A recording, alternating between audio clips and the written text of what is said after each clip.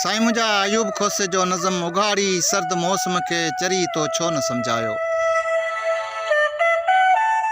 उघाड़ी सर्द मौसम के चरी तो छो न समझायो। चवी हा लुड़कतूं लाड़े असां वटि सोगी आहे। खुलियल घटरनि जियां पंहिंजी हयाती भोगी आहे।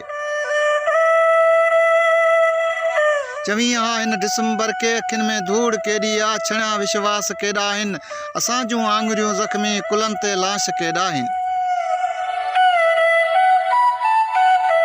चवी हा ज़र्द शामुनि खे गुलाबी ॻोठ में जिंजी रली नाले सिबी वई। उन्ही जे शहर में छाती संगीननि सां चिथी वई। उन्ही जे शहर में छाती संगीननि सां चिथी वेई। चवी हा थधि जी दिलि खे असां वटि गुल कोन आहे असां वटि चंड किथे कोन्हे। असां वटि चंड किथे कोन्हे असांजी निंड मेरी आहे। असां वटि हुली आहे असांजे ॻोठ जा पंछी सफ़र जी सुञ में आहिनि। असांजी आस जा कणछी डिघी के उञ में आहिनि। चवी हा अर्श जे गल खे।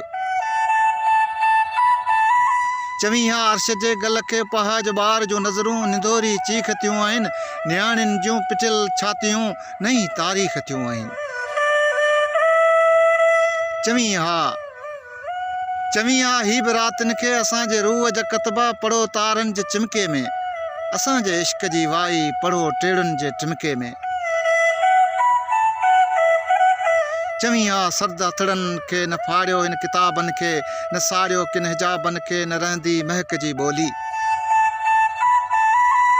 न रहंदी महक जी ॿोली न भेलियो हिन गुलाबनि खे न भेलियो हिन गुलाबनि खे ॿुधाए ख़ामोश हो जानम। चयो तो छो न रिमझिम खे उघाड़ी सर्द मौसम खे। हा उघाड़ी सर्द मौसम खे।